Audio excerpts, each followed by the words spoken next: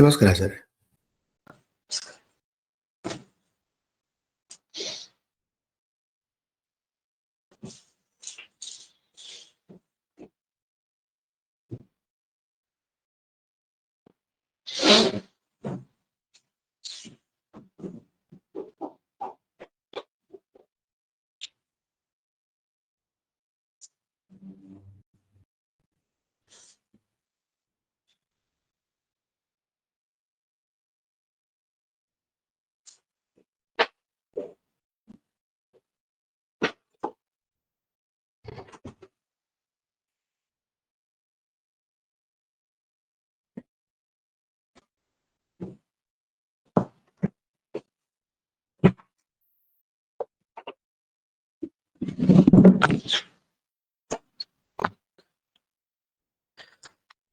ಶ್ರೀ ಗುರುಭ್ಯೋ ನಮಃ.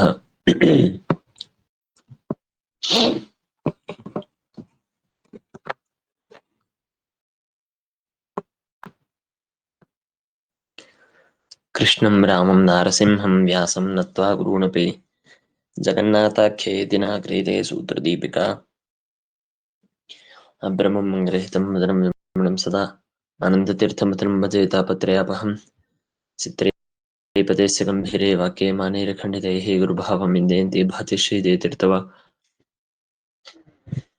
ಅಸ್ಮದ್ಗುರುಸಮಾರಂಭಾಂ ಟೀಕಾಕೃತ್ಪಾದಮಧ್ಯಗಾಂ ಶ್ರೀಮದಾಚಾರ್ಯಪರ್ಯಂತಾಂ ವಂದೇ ಗುರುಪರಂಪರಾಂ. ವಿದ್ಯಾಪೀಠ ವಿಧಾತಾರಂ ವಿದ್ಯಾವಾರಿಧೀಂದ್ರಂ ವಿದ್ಯಾರ್ಥಿವತ್ಸಲಂ ವಂದೇ ಮಹಾಮಹಿಮಸದ್ಗುರುಂ ಆಪಾದಮೌಳಿಪರ್ಯಂతం ಗುರುಣಾಂ ಆಕೃತಿಂ ಸ್ಮರೇತ್ ತೇನ ವಿಘ್ನಾಃ ಪ್ರಣಶ್ಯಂತಿ ಸಿದ್ಧ್ಯಂತಿ ಚ ಮನೋರಥಾಃ. ಶ್ರೀ ಗುರುಭ್ಯೋ ನಮಃ. ಹರಿ ಓಂ.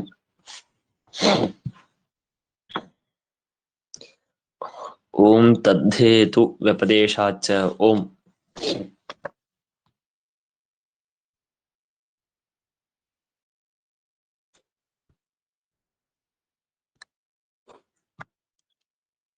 ಇಲ್ಲೇನ್ ಮಾಡ್ತಾರೆ ಅಂದ್ರೆ, ಈ ಆನಂದಮಯೋಭ್ಯಾಸಾತ್ ಓಂ ಅಂತನ್ನುವ ಏನ್ ಸೂತ್ರವಿದೆಯೋ ಅಲ್ಲಿಂದ ಆರಂಭಿಸಿಕೊಂಡು ಕೆಲವೊಂದು ಸೂತ್ರದವರೆಗೆ ಅನ್ನಮಯಾದಿ ಪಂಚರೂಪಕ್ಕೆ ಸಂಬಂಧಪಟ್ಟ ವಿಷಯ. ಅನ್ನಮಯ, ಪ್ರಾಣಮಯ, ಮನೋಮಯ, ವಿಜ್ಞಾನಮಯ, ಆನಂದಮಯ, ಹೀಗೆ ಐದಕ್ಕೂ ಬ್ರಹ್ಮತ್ವವನ್ನು ಅನ್ನಮಯ ಪ್ರಾಣಮಯಾದಿಗಳು ಬ್ರಹ್ಮನೇ ಅಂತ ಸಮರ್ಥ ಮಾಡೋದಕ್ಕಾಗಿ ಅದರ ಮೇಲೆ ಬಂದ ಸಮಸ್ಯೆ ಪರಿಹಾರಕ್ಕಾಗಿ ಸೂತ್ರಗಳಿದೆ. ಆದರೆ ಈ ತದ್ಧೇತು ವ್ಯಪದೇಶಾಚ ಅಂತನೋ ಸೂತ್ರ ಮಾತ್ರ ಇದು ಕೇವಲ ಆನಂದಮಯನಿಗೆ ಸಂಬಂಧ. ಅಂದ್ರೆ ಆನಂದಮಯನು ಬ್ರಹ್ಮನೇ ಆಗಿದ್ದಾನೆ ಹಾಗೂ ಮಯಟ್ ಪ್ರತ್ಯಯಕ್ಕೆ ಪ್ರಾಚುರ್ಯ ಅಂತೆ ಅರ್ಥ ಅಂತ ಹೀಗೆ ಸಮರ್ಥನೆ ಮಾಡೋದಕ್ಕಾಗಿ ಇರುವಂತಹ ಸೂತ್ರ ಓಂ ತದ್ಧೇತು ವ್ಯಪದೇಶಾಚ ಅಂತನೋ ಸೂತ್ರ.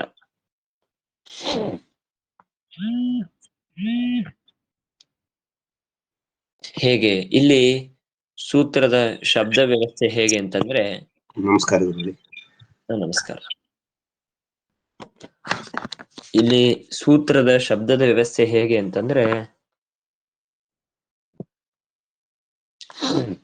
ತತ್ ಹೇತು ವ್ಯಪದೇಶಾಚ ಇಷ್ಟಿದೆ ಇದರಲ್ಲಿ. ತತ್ ಹೇತು ವ್ಯಪದೇಶಾಚ, ಅಲ್ಲಿ ತತ್ ಅಂತನೋ ಶಬ್ದವನ್ನು 2 ಬಾರಿ ಇಟ್ಕೊಳ್ಬೇಕು ನಾವು. ಅಂದ್ರೆ ತತ್ ಅಂದ್ರೆ ತಸ್ಯ ಅಂತ ಒಂದ್ಸಲ ಮಾಡ್ಕೊಳ್ಬೇಕು ತತ್ ಶಬ್ದಕ್ಕೆ. ಇನ್ನೊಂದು ಬಾರಿ ತತ್ ಅಂತನೋ ಶಬ್ದಕ್ಕೆ ತಸ್ಮಿನ್ ಅಂತ ಇನ್ನೊಂದು ಬಾರಿ ಮಾಡ್ಬೇಕು. ಹೇತು ವ್ಯಪದೇಶಾತ್ ಚ ಇಷ್ಟು ಶಬ್ದ ಇದೆ. ಹಾಗಾಗಿ ತತ್ ಶಬ್ದವನ್ನು 2 ಬಾರಿ ತಗೊಂಡಾಗ ತಸ್ಯ, ತಸ್ಮಿನ್, ಹೇತು ವ್ಯಪದೇಶಾತ್ ಚ. ಈಗ ಮೊದಲನೇ ಬಾರಿ ತತ್ ತಸ್ಯ ಅಂತಂದ್ರಲ್ವಾ, ಅದಕ್ಕೆ ಹೇಗೆ ವ್ಯವಸ್ಥೆ ಅಂತಂದ್ರೆ, ಕಿಂತ ಮೊದಲಿಗೆ ಇಲ್ಲಿ ಚಹ ಸಮುಚ್ಚಯೇ ಅಂತಂದ್ರು. ಅಂದ್ರೆ ಚ ಅಂತ ಅನ್ನೋ ಶಬ್ದ ಏನಿದೆಯೋ ಸಮುಚ್ಚಯ ಅರ್ಥದಲ್ಲಿ ಚಕಾರವನ್ನು ಇಟ್ಟಿದ್ದಾರೆ. ಸಮುಚ್ಚಯ ಅಂತಂದ್ರೆ ಪ್ರಸಿದ್ಧದು ಸಮುಚ್ಚಯ ಅಂತ ಅನ್ನೋದು. ಅಂದ್ರೆ ಈಗ ರಾಮಶ್ಚ ಆಗತಃ ಅಂತ ನಾನಂದೆ ಅಂತ ಇಟ್ಕೊಳ್ರಿ. ರಾಮಶ್ಚ ಆಗತಃ, ರಾಮಶ್ಚ ಆಗತಃ ಅಂತಂದ್ರೆ ರಾಮನೂ ಬಂದ. ಹಾಗಾದ್ರೆ ಇನ್ನೇನು ಮತ್ತೊಬ್ಬರ ಸಮುಚ್ಚಯ ಅಂತಂತಾರೆ. ಅಂದ್ರೆ ಕೃಷ್ಣನೂ ಬಂದ, ರಾಮನೂ ಬಂದ, ಹೀಗೆ ಚ ಶಬ್ದವನ್ನು ಇಟ್ಟಿರ್ತಾರೆ. ಹಾಗೆ ಇಲ್ಲಿ ತದ್ದೇತು ವ್ಯಪದೇಶಾಚ್ಚ ಅಂತ ಚ ಶಬ್ದ ಇಟ್ಟಿದ್ದರಿಂದಾಗಿ ಆನಂದಮಯನು ಪರಬ್ರಹ್ಮಣೇ ಆಗಿದ್ದಾನೆ ಅಂತನೋ ವಿಷಯದಲ್ಲಿ ಮತ್ತೊಂದು ಯುಕ್ತಿಯನ್ನೂ ಕೊಡ್ತಾರೆ. ಹಿಂದೆ ಕೊಟ್ಟ ಯುಕ್ತಿ ಅಷ್ಟೇ ಅಲ್ಲ, ಇನ್ನು ಬೇರೆ ಯುಕ್ತಿಯಿಂದಲೂ ಕೂಡ ಆನಂದಮಯನು ಬ್ರಹ್ಮ ಅಂತ ನಾವು ತಿಳಿದುಕೊಳ್ಳಬಹುದು ಅಂತ ಸಮುಚ್ಚಯ ಮಾಡ್ತಾ ಇದ್ದಾರೆ. ಆಯ್ತು. ಆಮೇಲೆ ತಸ್ಯ ಮೊದಲನೇ ಬಾರಿ ತಗೊಂಡ ತತ್ಶಬ್ದಕ್ಕೆ ತಸ್ಯ ಅಂತ ಮಾಡ್ಕೊಂಡಿವಿ. ಅಂದ್ರೆ ಅವ ತಸ್ಯ ಅಂದ್ರೆ ಅರ್ಥ ಏನಾಯ್ತು? ಆನಂದಮಯಸ್ಯ, ಆನಂದಮಯನಾದಂತಹ ಯಾವ ಪರಮಾತ್ಮ ಇದ್ದಾನೋ ಈ ಭಗವಂತನು ಬ್ರಹ್ಮನೇ ಆಗಿದ್ದಾನೆ, ವಿಷ್ಣುವೇ ಆಗಿದ್ದಾನೆ. ಹಾಗೂ ಅಲ್ಲಿರುವಂತಹ ಮಯ ಪ್ರತ್ಯಯಕ್ಕೆ ಪ್ರಾಚುರ್ಯ ಅಂತೆ ಅರ್ಥವಿದೆ. ಆನಂದಮಯನು ಬ್ರಹ್ಮನೇ ಹಾಗೂ ಮಯ ಪ್ರತ್ಯಯಕ್ಕೆ ಪ್ರಾಚುರ್ಯ ಅಂತೆ ಅರ್ಥವಿದೆ ಅಂತ ಅನ್ನುವ ವಿಷಯದಲ್ಲಿ ಮತ್ತೆ ತತ್ಶಬ್ದವನ್ನು ತಗೊಂಡ್ಕೊಂಡು ತಸ್ಮಿನ್,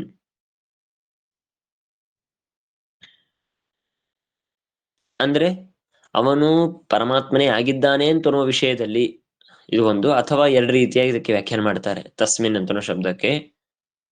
ಅಂತಹ ಆನಂದಮಯನಾದಂತಹ ಪರಮಾತ್ಮನು ಪೂರ್ಣಾನಂದವನ್ನೇ ಪಡೆದಿದ್ದಾನೆ ಅಂತ ಅನ್ನೋ ವಿಷಯದಲ್ಲಿ ಅಂತ ಹೀಗೊಂದು ಅರ್ಥ ಮಾಡ್ತಾರೆ.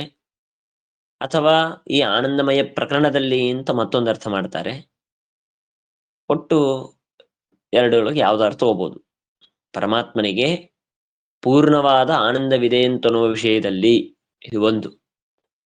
ಅಥವಾ ತಸ್ಮಿನ್ ಅಂತನೋ ಶಬ್ದಕ್ಕೆ ಆನಂದಮಯ ಪ್ರಕರಣದಲ್ಲಿ ಏನ್ ಮಾಡಿದ್ದಾರೆ? ಹೇತು ವ್ಯಪದೇಶಾತ್. ಹೇತು ವ್ಯಪದೇಶಾತ್ ಅಂತಂದ್ರೆ ಲೋಕಚೇಷ್ಟಕತ್ವಾಖ್ಯ ಹೇತೋಹೋ ವ್ಯಪದೇಶಾತ್. ಲೋಕಚೇಷ್ಟಕತ್ವಾಖ್ಯ ಹೇತು,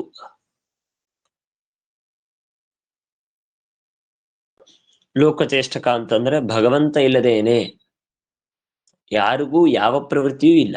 ಲೌಕಿಕಾಲೌಕಿಕವಾದ ನಮಗೆ ಜಗತ್ತಿನಲ್ಲಿ ಆಗುವಂತಹ ಸಕಲ ಎಲ್ಲಾ ಪ್ರವೃತ್ತಿಗಳು ಕೂಡ ಭಗವಂತನಿಂದಲೇನೆ. ಅದನ್ನು ಮಾಡಿಸುವವನು ಯಾರು? ಭಗವಂತ.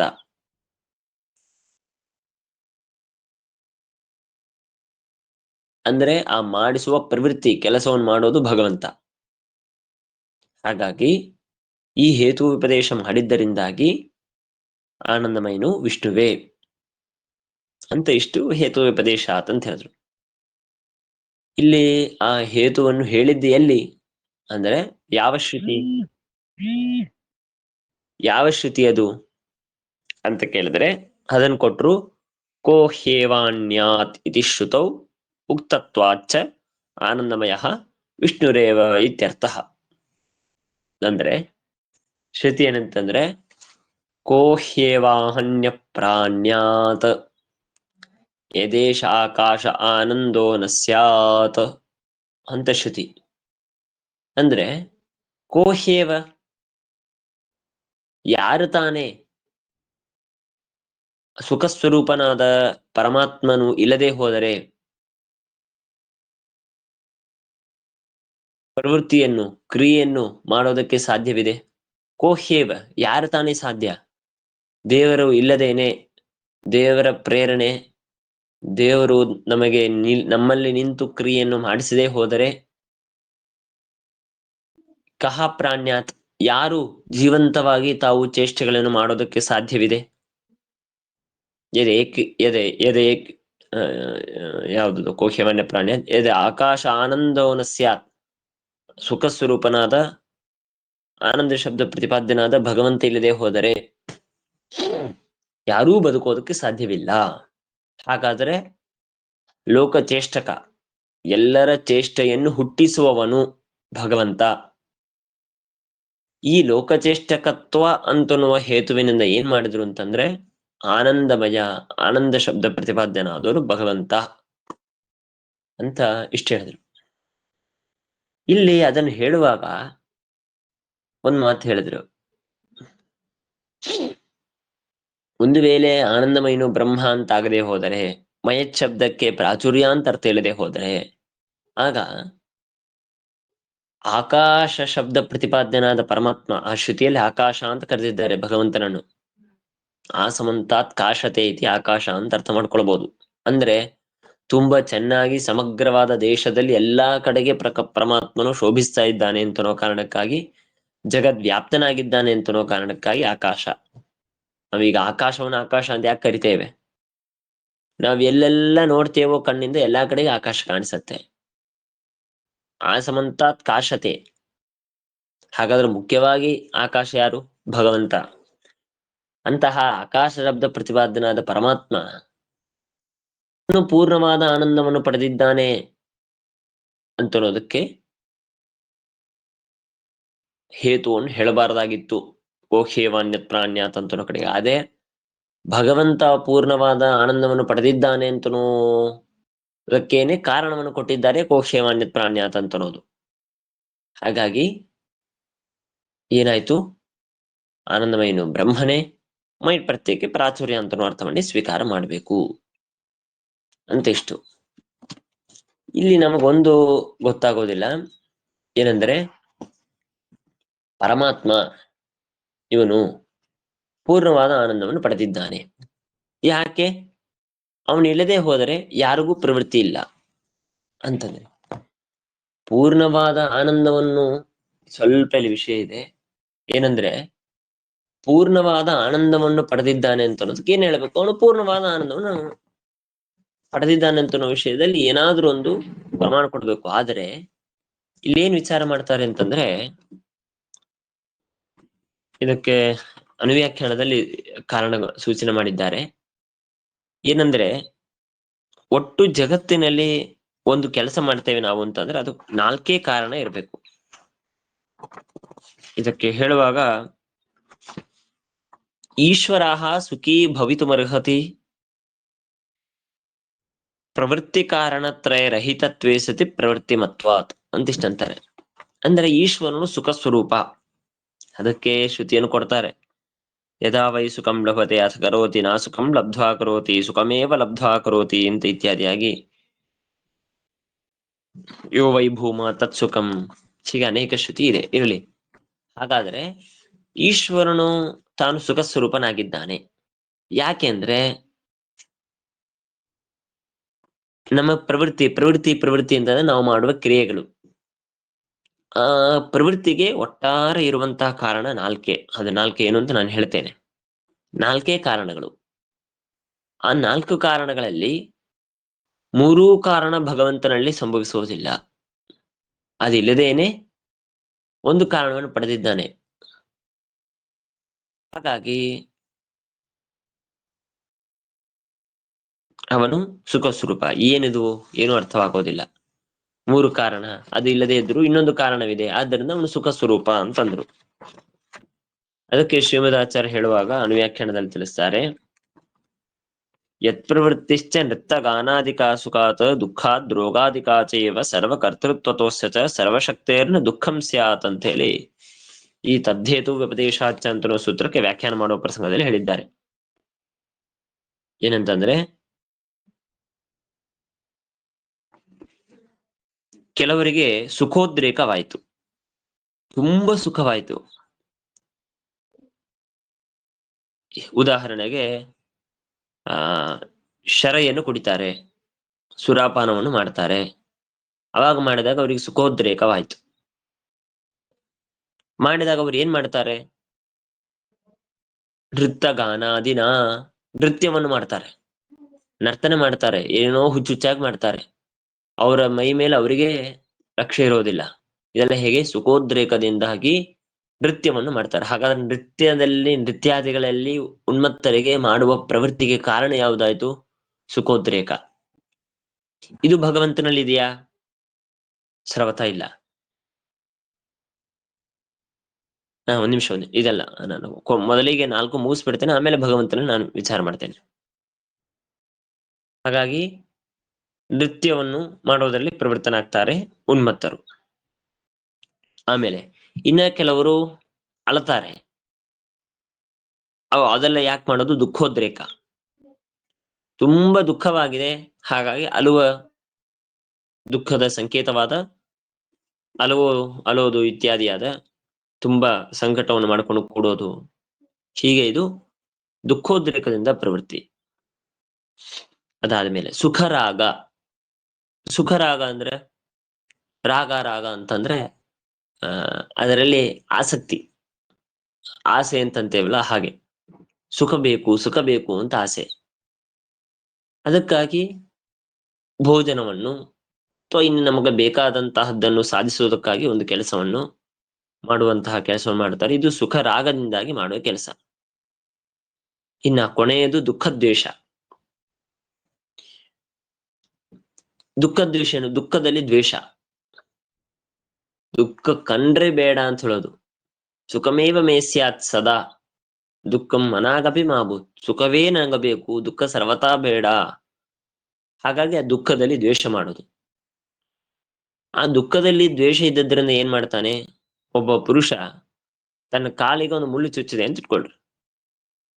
ಮುಳ್ಳು ಚುಚ್ಚಿದಾಗ ಅವಾಗ ಏನ್ ಮಾಡ್ತಾನೆ? ಆ ಮುಳ್ಳನ್ನು ನಾನು ತೆಗಿಬೇಕು ಅಂತ ಹೋಗ್ತಾನೆ. ಯಾರಿಗೆ ಮಹಾವಿರಕ್ತ ಶಿಖಾಮಣಿಗಳಿಗೆ ದೇಹದ ಮೇಲೆ ಅಭಿಮಾನವೇ ಇರೋದಿಲ್ಲ ಅಂಥವ್ರಿಗೆ ನಾವು ಭಾಗವತದಲ್ಲಿ ಜಡಭರ್ತನ ಕಥೆ ಇತ್ಯಾದಿ ಪ್ರಸಂಗದಲ್ಲಿ ಕೇಳ್ತೇವೆ. ಯಾರು ಬಂದು ಹೊಡಿತಾರೋ ಹೊಡಿರಿ, ಯಾರು ಬಂದು ಸಂಹಾರ ಮಾಡ್ತಾರೋ ಮಾಡಿ, ಏನ್ ಬೇಕಾದ್ರೂ ಮಾಡಿಸ್ಕೊಂತಾನೆ. ಯಾಕೆ? ದುಃಖದಲ್ಲಿ ದ್ವೇಷ ಇಲ್ಲ.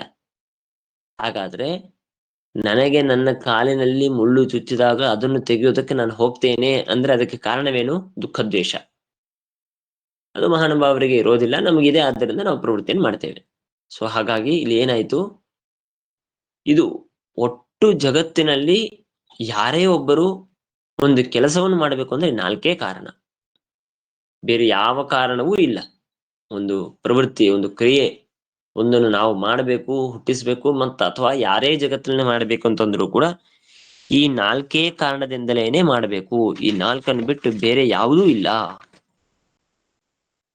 ಅಂತ. ಇಷ್ಟು ಇಲ್ಲಿ ನಮಗೆ ಪ್ರಶ್ನೆ ಬರುತ್ತೆ, ಹಾಗಾದರೆ ಯಾವ ಕಾರಣದಿಂದ? ಈಗ ಭಗವಂತ ತಾನು ಸೃಷ್ಟಿಯ ಸೃಷ್ಟಿಯನ್ನು ಮಾಡುವ ಕೆಲಸ, ಆಮೇಲೆ ಎಲ್ಲರನ್ನು ನೇಮನ ಮಾಡುವ ಕೆಲಸ. ಭಗವಂತ ಇಲ್ಲದೆ ಹೋದರೆ ಯಾರೂ ಕೂಡ ಜೀವಂತವಾಗಿ ಬದುಕೋದಕ್ಕೆ ಸಾಧ್ಯವಿಲ್ಲ. ಅಂದ್ರೆ ಇದು ಎಲ್ಲವೂ ಒಂದು ಕೆಲಸವಾಯಿತು. ಹಾಗಾದ್ರೆ ಈ ಕೆಲಸವನ್ನು ಭಗವಂತ ಹೇಗೆ ಮಾಡಿದ? 4 ಕಾರಣದಲ್ಲಿ ಒಂದಾಗಬೇಕು. ದುಃಖ ದ್ವೇಷದಿಂದ ಮಾಡ್ತಾನ? ಪರಮಾತ್ಮನಿಗೆ ಸುಖವಿಲ್ಲ, ದುಃಖವಿಲ್ಲ, ನಿತ್ಯ ಪ್ರಾಪ್ತ. ಅವನಿಗೆ ಯಾವುದೂ ಅಪ್ರಾಪ್ತವಾದ್ದು ಅಂತ ಅನ್ನೋದು ಇಲ್ಲೇ ಇಲ್ಲ ಅವನಿಗೆ. ದುಃಖದಲ್ಲಿ ದ್ವೇಷ ಮಾಡಿದ್ರೆ ಮಾತ್ರ ದುಃಖ ಇದು ದೂರ ಹೋಗ್ಬೇಕು ಅಂತ ಇಲ್ಲೇ ಇಲ್ಲ. ಅವನಿಗೆ ದುಃಖವೇ ಇಲ್ಲ ಮೊದಲನೇದ್ದು. ಹಾಗಾದ್ರೆ ದುಃಖ ದ್ವೇಷವಂತೂ ಸಾಧ್ಯವೇ ಇಲ್ಲ. ಇನ್ನ ಸುಖರಾಗ, ಅಯ್ಯೋ ಬೇಕು ಬೇಕು ಬೇಕು ಅಂತ ಆಸೆ ಹುಟ್ಟತ್ತಾ? ಅಪ್ರಾಪ್ತರಾದ ಅಲ್ಪರಾದ ನಮ್ಮಂಥವರಿಗೆ ಹುಟ್ಟಬಹುದು ಸುಖದಲ್ಲಿ ಪ್ರೀತಿ. ಪೂರ್ಣ ಸುಖವನ್ನು ಪಡೆದ ಯೋ ವೈ ಭೂಮ ತತ್ ಸುಖಂ, ಪೂರ್ಣ ಸುಖವನ್ನು ಪಡೆದ ಭಗವಂತ ಅವನಿಗೆ ಯಾಕೆ ಸುಖದಲ್ಲಿ ರಾಗ ಹುಟ್ಟಬೇಕು? ಹಾಗಾದ್ರೆ ದುಃಖ ದ್ವೇಷವೂ ಇಲ್ಲ, ಸುಖದಲ್ಲಿ ರಾಗವೂ ಇಲ್ಲ. ಆಯ್ತು, ದುಃಖೋದ್ರೇಕವಾಯ್ತಾ? ತುಂಬಾ ದುಃಖವಾಯ್ತು. ಏನು ಜಗತ್ತಿನಲ್ಲಿ ಅವನಿಗಿಷ್ಟು ದುಃಖ ಯಾರಿಗೂ ಇಲ್ಲ ಅಂತನ್ನುವಂತೆ ನಮಗೊಂದು ಸಣ್ಣ ದುಃಖ ಬಂದಾಗ ನಾವೇ ತುಂಬಾ ಕಷ್ಟಪಡ್ತೇವೆ, ಹಾಗೆ ಹೀಗೆ ಅಂತ ಅನ್ಕೊಂಡ್ಬಿಡ್ತೇವೆ. ಹಾಗೆ ಪರಮಾತ್ಮನಿಗೆ ದುಃಖೋದ್ರೇಕವಾಯ್ತಾ ಅಂದ್ರೆ ಸರ್ವಥಾ ದುಃಖೋದ್ರೇಕವೂ ಆಗೋದಿಲ್ಲ. ಆದರೂ ಭಗವಂತ ಕೆಲಸವನ್ನು ಮಾಡ್ತಾನೆ, ಪ್ರವೃತ್ತಿಯನ್ನು ಮಾಡಿದ್ದಾನೆ. ಸುಖೋದ್ವೇಷ ಇಲ್ಲ, ದುಃಖ ದ್ವೇಷ ಇಲ್ಲ, ಸುಖ ರಾಗ ಇಲ್ಲ, ದುಃಖೋದ್ರೇಕ ಇಲ್ಲ. ಆದರೂ ತಾನು ಕೆಲಸವನ್ನು ಮಾಡಿದ್ದಾನೆ. ಕಾರಣವಿಲ್ಲದೆ ಕಾರ್ಯವಾಗೋದಕ್ಕೆ ಸಾಧ್ಯವಾ? ಇಲ್ಲ. ಹಾಗಾದ್ರೆ ಏನು? ಸುಖೋದ್ರೇಕ. ನಾನು ಮೊದಲು ಹೇಳುವಾಗ ಸುಖೋದ್ರೇಕ ಇಲ್ಲ ಅಂತ ಪ್ರಾರಂಭ ಮಾಡಿದೆ, ಅಲ್ಲ, ಸುಖೋದ್ರೇಕ. ಕೇವಲ ಲೀಲೆಯಿಂದ ಭಗವಂತ ತನಗೆ ಆನಂದೋದ್ರೇಕವಾಗಿದೆ ಅಷ್ಟೇ. ಸುಖೋದ್ರೇಕ ಅಂದ್ರೆ ನಮಗಾಗುವ ಸುಖೋದ್ರೇಕಕ್ಕೂ ಭಗವಂತನಿಗೆ ಆಗುವಂತಹ ಸುಖೋದ್ರೇಕಕ್ಕೂ ವ್ಯತ್ಯಾಸವಿದೆ. ಅಂದ್ರೆ ಈಗ ಉದಾಹರಣೆಗೆ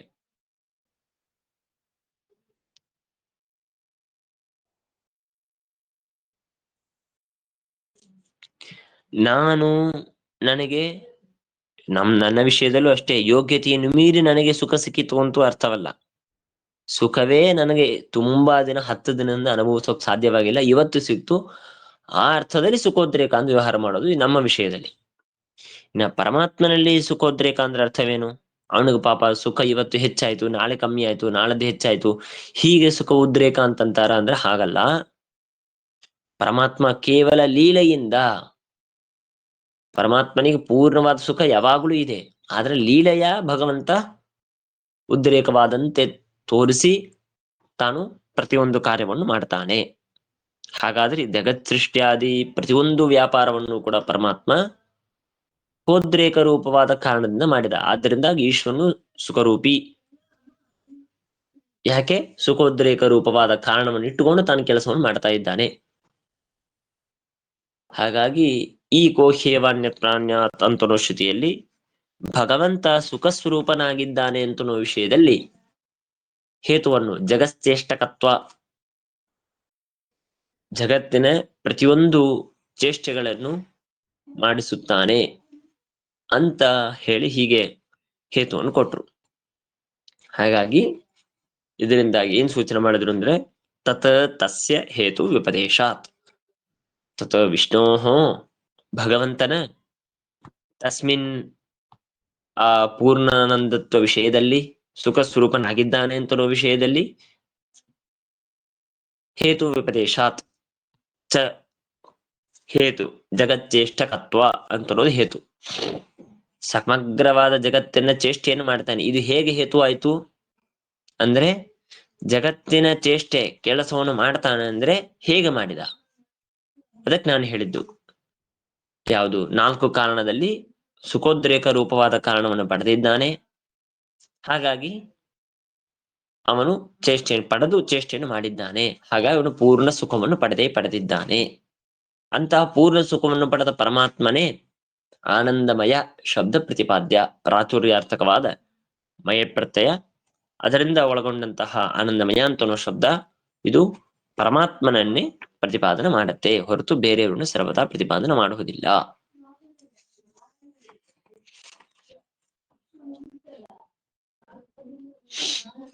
ಹಾಗಾಗಿ ಆನಂದಮಯೋಭ್ಯಾಸ ತೋಮ್ ಅಂತನೋ ಸೂತ್ರ ಬ್ರಹ್ಮಶಬ್ದ ಅಭ್ಯಾಸ ಅಂತನೋದು ಮಾಡಿದ್ದರಿಂದಾಗಿ ಪಂಚಗಳು ಅನ್ನಮಯ ಪ್ರಾಣಮಯ ಮನೋಮಯ ಇತ್ಯಾದಿ ಪಂಚ ಏನು ಶಬ್ದ ವಿಚಾರ ಮಾಡಿದ್ದಾರೆ, ಎಲ್ಲವೂ ಪರಬ್ರಹ್ಮವನ್ನೇ ಹೇಳುತ್ತೆ ಅಂತನ್ನೋದಕ್ಕೆ ಆ ಸೂತ್ರವನ್ನು ಉಪಯೋಗಿಸಿದ್ರು. ಅದರ ಮೇಲೆ ಪ್ರಶ್ನೆ ಬಂತು, ಇಲ್ಲ ಆನಂದಮಯ ಅಂತ ಹೇಳುವಾಗ ಮಯ ಪ್ರತ್ಯಯಕ್ಕೆ ವಿಕಾರ ಅಂತ ಅರ್ಥವಿದೆ ಅಂದ್ಮೇಲೆ ಅದು ಹೇಗೆ ಪರಮಾತ್ಮನಿಗೆ ವಿಕಾರವೇ ಇಲ್ಲ, ನಿರ್ವಿಕಾರ, ಹೇಗೆ ನಾವು ಹೇಳೋದು ಅಂತ ಸಮಸ್ಯೆ ಬಂದಾಗ ಆಗ ವಿಕಾರ ಶಬ್ದ ಅನ್ನೇಚ್ಛೆನ್ನ ಪ್ರಾಚುರ್ಯಾತ್ ಅಂತ ಹೇಳಿ ಪ್ರಾಚುರ್ಯಾರ್ಥಕವಾಗಿದೆ ಮಯ ಪ್ರತ್ಯಯ ಅಂತ ಸಮರ್ಥನೆ ಮಾಡಿ 5ಕ್ಕೂ ಸಮರ್ಥನೆ ಮಾಡಿ ಕೊಡೋದಕ್ಕಾಗಿ 2 ಸೂತ್ರವನ್ನು ಹೇಳಿದ್ರು.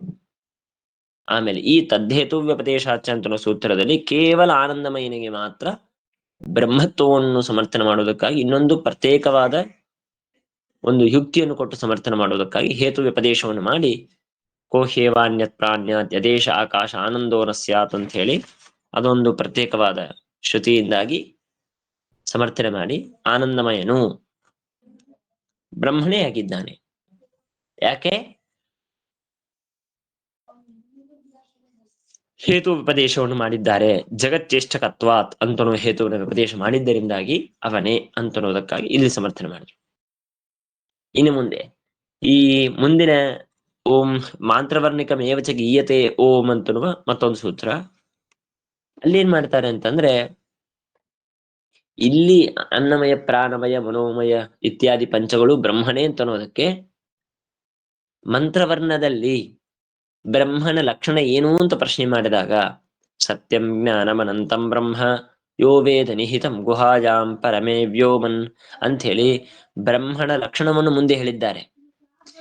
ಆ ಲಕ್ಷಣ ಬೇರೆಯವರಿಗೆ ಸಂಭವಿಸತ್ತಾ? ಇಲ್ಲ, ಬ್ರಹ್ಮನಿಗೇನೆ ಹೇಳಬೇಕು. ಅಂದ ಮೇಲೆ ಹಿಂದೆ ಅನ್ನಮಯ ಪ್ರಾಣಮಯ ಮನೋಮಯ ಅಂತಂದ್ರೆ ಅರ್ಥವೇನು? ಯಾರನ್ನೂ ಅನ್ನಮಯ ಪ್ರಾಣಮಯ ಮನೋಮಯ ಅಂತ ಕರೆದು ಸತ್ಯಂ ಜ್ಞಾನಮನಂತಂ ಬ್ರಹ್ಮ ಅಂತ ಮುಂದೆ ಅದನ್ನ ಹೇಳ್ಬೇಕಾ? ಹಾಗಾದ್ರೆ ಸತ್ಯಂ ಜ್ಞಾನಮನಂತಂ ಬ್ರಹ್ಮ ಅಂತ ಹೇಳಿದ್ದಂತಹದ್ದನ್ನೇ ಯಾರೋ ಅವರನ್ನೇ ಅನ್ನಮಯಾದಿಗಳಿಂದ ಹೇಳ್ತಾ ಇದ್ದಾರೆ. ಹಾಗಾಗಿ ಬ್ರಹ್ಮಣೆ ಅಂತ ಮತ್ತೊಂದು ಯುಕ್ತಿಯಿಂದಾಗಿ ಸಮರ್ಥನೆ ಮಾಡ್ತಾರೆ. ಇದನ್ನ ನಾವು ಮುಂದಿನ ಪಾಠದಲ್ಲಿ ವಿಸ್ತಾರವಾಗಿ ಈ ಸೂತ್ರವನ್ನು ಮಾಂತ್ರವರ್ಣಕ್ಕೆ ಮೇವಿಚಗೆಯತೆ ಅಂತ ಅನ್ನೋದನ್ನು ಮಾಡೋಣ. ಇಲ್ಲಿ ನಾವು ಗಮನಕ್ಕಿಟ್ಕೊಳ್ಬೇಕಾದದ್ದು, ಎಲ್ಲಾ ಸೂತ್ರದಲ್ಲೂ ಹೇಳ್ತಾ ಬರುವಾಗ ಅನ್ನಮಯಾದಿ ಅನ್ನಮಯಾದಿ ಪಂಚಕ್ಕೂ ಅಂತ ಅಂತಾರೆ. ಆದ್ರೆ ಈ ನಾವು ಇವತ್ತು ಮಾಡಿದ ತದ್ಧೇತೋಪದೇಶ ಅಂತ ಅನ್ನೋದು ಕೇವಲ ಆನಂದಮಯನಿಗೆ ಮಾತ್ರ ಸಂಬಂಧಪಟ್ಟ ಹೇತು, ಅದು ಮಾತ್ರ ಪ್ರಧಾನವಾದದ್ದು. ಇದು ನಿಮಗೆ ಎಲ್ಲದು ಈ ಅನ್ನಮಯ ಪ್ರಾಣಮಯಾದಿ ಪಂಚಗಳ ವಿಷಯ ನಿಮಗೆ ಎಲ್ಲಿ ಮಾಡಿ ಮುಗಿಸ್ತಾರಂದ್ರೆ 19ನೇ ಸೂತ್ರ, ಓಂ ಅಸ್ಮಿನ್ನಸ್ಯ ಚ ತದ್ಯೋಗಂ ಶಾಸ್ತಿ ಅಂತನ್ನುವ ಸೂತ್ರ. ಅಂದ್ರೆ ಸುಮಾರು ಎಲ್ಲಿಂದ ಪ್ರಾರಂಭ ಆಗತ್ತೆ ಅಂದ್ರೆ ಆನಂದಮಯ ಅಭ್ಯಾಸ 12ನೇ ಸೂತ್ರದಿಂದ ಪ್ರಾರಂಭಗೊಂಡು 19ನೇ ಸೂತ್ರವಾದ ಅಸ್ಮಿನ್ನಸ್ಯ ತದ್ಯೋಗಂ ಶಾಸ್ತಿ ಆ ಸೂತ್ರ ಪರ್ಯಂತವಾಗಿ ಇದರ ವಿಚಾರ. ಅದಾದ ಮೇಲೆ ಮುಂದಿನ 20ನೇ ಸೂತ್ರ ಅದು ಬೇರೆ ಅಧಿಕರಣ, ಆನಂದಮಯ ಅಧಿಕರಣಕ್ಕೆ ಇಷ್ಟು ಸೂತ್ರ. ಆಮೇಲೆ ಅಂತಸ್ತಧರ್ಮೋಪದೇಶ ಅಂತೇಳಿ ಮತ್ತೊಂದು ಬೇರೆ ಸೂತ್ರ, ಬೇರೆ ಅಧಿಕರಣ. ಮತ್ತೆ ಇದರಲ್ಲಿ ನಾವು ಇನ್ನೊಂದು ಗಮನವನ್ನು ಇಟ್ಕೊಳ್ಬೇಕು, ಆನಂದಮಯ ಅಧಿಕರಣ ಆರಂಭಿಸಿಕೊಂಡು ಸಮಗ್ರವಾದ ಅಧ್ಯಾಯದಲ್ಲಿ ನಾವು ಅವತ್ತು ಮಾಡಿದಂತೆ ಈ ಮೊದಲಿಗೆ ಹೇಳಿದಂತಹ ವಿಷಯದ ವಿಸ್ತಾರ ಪ್ರಪಂಚನೆ ವ್ಯಾಖ್ಯಾನ ರೂಪವಾಗಿ ಮುಂದಿನ ಅಧ್ಯಾಯ ಶೇಷಗಳು. ಅದಕ್ಕಾಗಿ ಆನಂದಮಯ ಅಭ್ಯಾಸ ಅಂತನ್ನುವುದು ಸೂತ್ರ ಹೊರಟಿದೆ ಅಂತ ನಮಗೆ ಅವತ್ತೇ ನಾವು ತಿಳಿದಿದ್ದೇವೆ ಅಷ್ಟೆ. ಆಗ್ಲಿ ಆಚಾರ್ಯ, ಇಲ್ಲಿ ಆನಂದಮಯ ಅಭ್ಯಾಸ ಅಂತ ಹೇಳಿದ್ವಾಗ ಪೂರ್ವ ಪಕ್ಷ ಬರ್ತದೆ, ಅದಕ್ಕೆ ಸಮಾಧಾನ ಬಂದದ್ದು ವಿಕಾರ ಶಬ್ದ ನೇತು ಚೈನ ಪ್ರಚುರ್ಯಾತ್. ಹೌದು ಹೌದು, ಅದರಲ್ಲಿ ಬಂದು ಪೂರ್ವ ಪಕ್ಷಕ್ಕೆ ಬಂದದ್ದು ತತ್ಹೇತು ಉಪದೇಶಾಚ. ಇಲ್ಲ ಇಲ್ಲ ಇಲ್ಲ ಇಲ್ಲ ಇಲ್ಲ ಹಾಗಿಲ್ಲ. ಆನಂದಮಯ ಅಭ್ಯಾಸ ಅಂತ ಹೇಳಿದ್ಮೇಲೆ ಬ್ರಹ್ಮ ಶಬ್ದ ಅಭ್ಯಾಸ ಮಾಡಿದ್ದಕ್ಕೆ ಅವನು ಬ್ರಹ್ಮಣೆ ಅಂತಂದೆ, ಅಲ್ಲಿ ಮಯಟ್ ಶಬ್ದ ಇದೆ ಅಲ್ವಾ ಅಂತ ಅದರ ಮೇಲೆ ಪೂರ್ವ ಪಕ್ಷ ಬಂದಿದ್ದಕ್ಕೆ ವಿಕಾರ ಶಬ್ದ ನೇಚನ ಪ್ರಾಚುರ್ಯಾತ್, ಇದು ಸಮಂಜಸ, ಸಮಸ್ಯೆ ಇಲ್ಲ. ಮುಂದಿನ ತದ್ದೇತು ಉಪದೇಶಾಚ ಅಂತ ಹೇಳಿ ಇನ್ನೊಂದು ಹೇತುವನ್ನು ಕೊಟ್ಟು ಆನಂದಮಯನಿಗೆ ಮಾತ್ರ ಬ್ರಹ್ಮತ್ವನ ಹೇಳೋದಕ್ಕೆ ಮತ್ತೊಂದು ಸೂತ್ರ. ಇನ್ನೊಂದೇ ಕಾರಣ, ಬ್ರಹ್ಮ ಶಬ್ದಾಭ್ಯಾಸ ಅಂತ ಹೇಳಿದ್ರಲ್ವಾ, ಹಾಗೆ ಹೇತು ವ್ಯಪದೇಶಾತ್ ಇನ್ನೊಂದು ಕಾರಣ. ಬ್ರಹ್ಮ ಶಬ್ದಾಭ್ಯಾಸದಿಂದ ಬ್ರಹ್ಮತ್ವವನ್ನು, ಹೇತು ವ್ಯಪದೇಶದಿಂದ ಬ್ರಹ್ಮತ್ವವನ್ನು. ಸರಿ ಸರಿ. ಮತ್ತೆ ಮುಂದಿಂದು ಬೇರೆ ಯಾವುದು, ಅದು ಮತ್ತೆ ಬೇರೆ ಕಾರಣ. ಮಂತ್ರವರ್ಣದಲ್ಲಿ ಪ್ರತಿಪಾದ್ಯನಾಗಿದ್ದಾನೆ ಪರಬ್ರಹ್ಮ, ಆದ್ದರಿಂದ ಇಲ್ಲಿ ಪರಬ್ರಹ್ಮ, ಇದೊಂದು ಬೇರೆ ಹೇತು. ಆಮೇಲೆ ನೇತೃಣೋಪತ್ತೆ ಅಂತ ಅನ್ನೋದು ಅದು ಬೇರೆ ವಿಷಯ. ಬ್ರಹ್ಮದೇವರು ಯಾಕೆ ಆನಂದಮಯ ಅಲ್ಲ? ಬ್ರಹ್ಮಾದಿ ಸಮಗ್ರವಾದ ಪ್ರಪಂಚ, ಅವ್ರು ಯಾಕಲ್ಲ? ಬ್ರಹ್ಮನಿಗೆ ಮಾತಾಡಲ್ಲ, ಆನಂದಮಯ ಅನ್ನಮಯ ಪ್ರಾಣಮಯ ಮನೋಮಯ ವಿಜ್ಞಾನಮಯ ಯಾವುದಕ್ಕೂ ಅಲ್ಲ. ಬ್ರಹ್ಮದೇವರು ಯಾಕೆ ಇವರು ಆನಂದಮಯರಲ್ಲ? ಅದಕ್ಕಾಗಿ ನೇತೃಣೋಪತ್ತೆ ಇತ್ಯಾದಿ ಒಂದೊಂದಕ್ಕೆ ಆಗ್ಲಿ. ನಮಸ್ಕಾರ, ಧನ್ಯವಾದಗಳು. ಹರೇ ನಮಃ.